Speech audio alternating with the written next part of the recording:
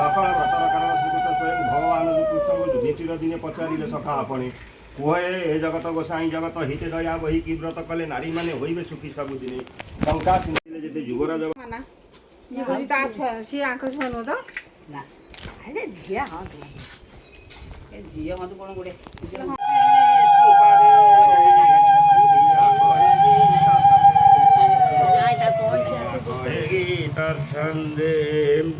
ओम नमो ब्रह्मण्य देवाय भो ब्रह्मण्य हिताय जगत हिताय कृष्णाय लक्ष्मी नारायणाय